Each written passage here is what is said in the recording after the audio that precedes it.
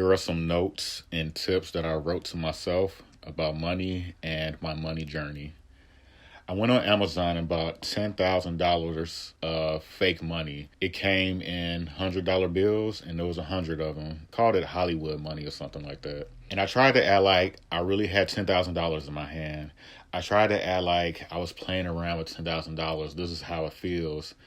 And no matter how hard I tried to act like this was real, in the back of my mind, I knew that I was not dealing with real money, and it messed the whole vibe up. So what I started to do was I would take a little bit of money from my paychecks and I would take out $1 bills. And I always started to take out $100 in singles, and then I would stack it and roll it up, and then I would hold it in my hand, and then I would tell myself I had $10,000. I told myself these $1 bills are $100 each, and it's $10,000, and it completely changed the way I felt about the vibe of money and the vibe of having $10,000. So what I would start doing is I would wrap my money up $10,000 each. I had 3 rolls at one point, and I legit told myself I have $30,000. The weight of the money is still the same, the paper of it, right? And 100 bills is the same weight, same size, and everything. I would play around with the money. I would fold the money. I would rubber band the money. I would talk to the money. I was doing everything that I could think of to build that relationship with this $10,000 that I had in my head. And what's cool is that it was all real money. There was nothing. I guess you could say the only lie I was telling myself was that it was $10,000 instead of the truth, which was $100. But I'm taking the advice of things that I read and things that are suggested to people about these type of things with money. You would hear things like the subconscious doesn't know the difference. I was putting that to the test for myself. So I legit told myself I had $10,000. I would fold the money up, man, and just put it away inside of my little safety case. So I will put the picture up right now so you can see what I'm saying about putting money in order. So another thing I like to do with my money is put the bills in order according to the Federal Reserve District seal in note position. So each bill is lettered A through L, 1 through 12. I would sequentially put my money in order. So all the A's goes with the A's, all the B's goes with the B's, all the C's goes with the C's, etc. So then I told myself visually that my money is in order.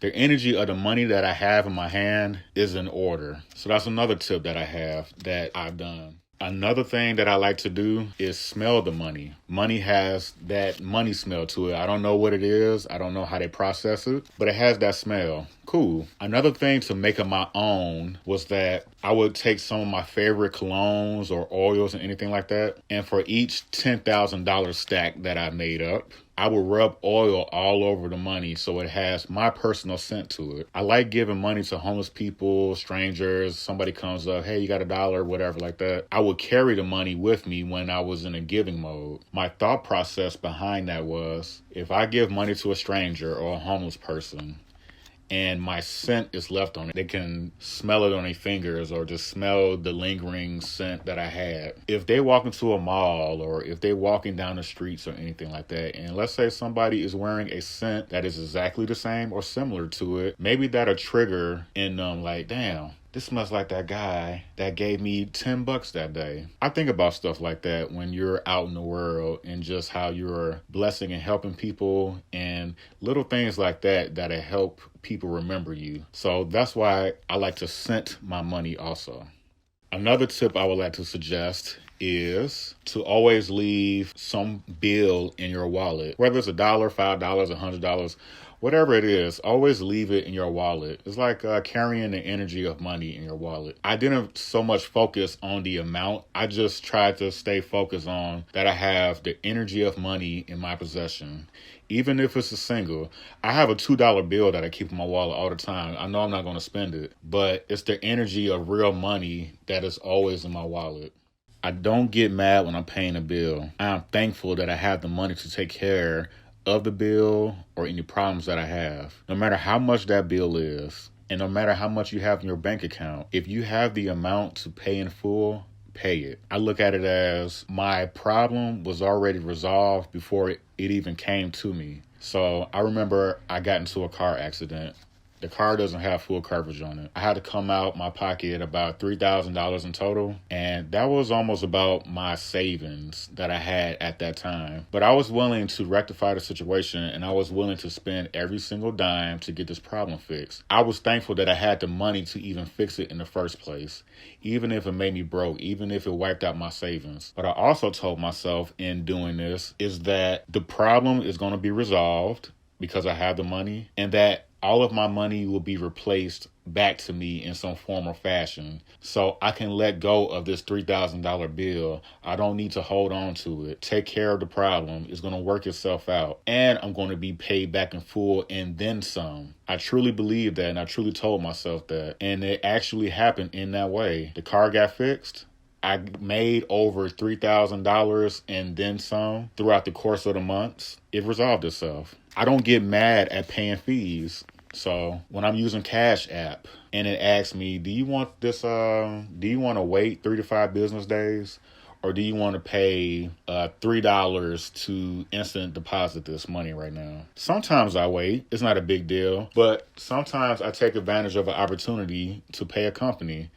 I don't care if they're a $1 billion corporation or how much money they make, because I look at it as a transaction of energy. I don't want to take. I want to give. So even when paying little fees like that via Cash App or PayPal, and you can instantly deposit your money, I don't get frustrated at having to pay a certain amount to get my money instantly.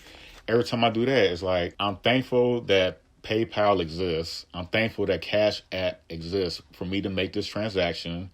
And this is my way of giving back to the people of Cash App. I don't make a big fuss about that.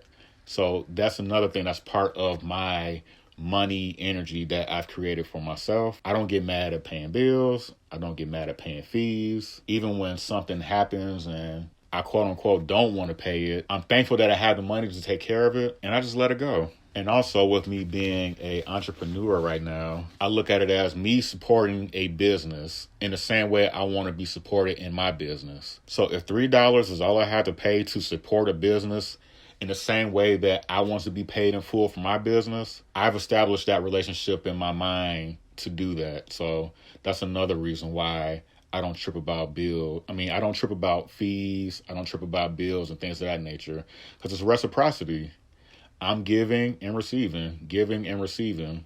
And that's something that I had to work on myself with my money journey. Another thing about money that I had to beat out of my spirit, or drown out, I should say. I didn't beat it out, but I had to flood this line of thinking out. I don't even know where I even got it from, but it's to stop being a hater. I stopped being a hater in any capacity. Anybody that's thriving, I'm happy for them. Rappers, celebrities, moguls, companies, all these places that make millions and billions of dollars, Wall Street. I don't hate on anybody making money anymore. I don't hate on any company that is making money anymore.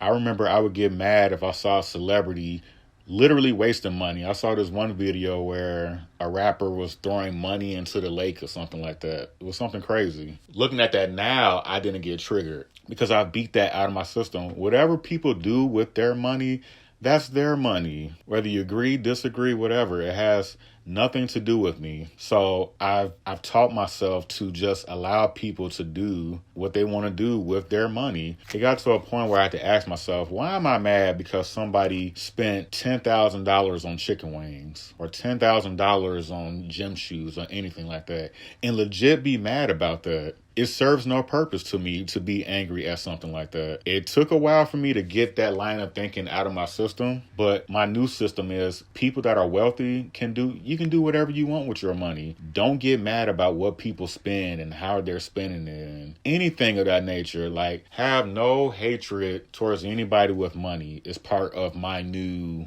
foundation. I'm even holding a stack of 100 singles in my hand right now while I was recording this video. The weight of it, the feel of it, the sound of it,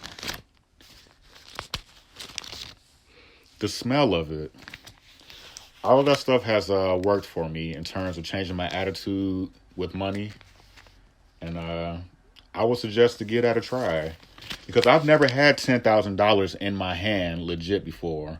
But with this method, I legit felt like I had $10,000 in my possession of real money. Because using that fake money, I just could not get over the fact that it wasn't real money. At least with this tip, I know that everything in my hand is real, usable. I grew to like the way it looks in my hand. And when I do get my first $10,000 in my hand, in my possession, it's not going to be a big deal because guess what? I've already went in my mind to have it. It's not going to be a big deal. Now, it's going to be a big deal to a certain degree once the first time it happens, but I don't see myself really losing my shit about it because I've been practicing.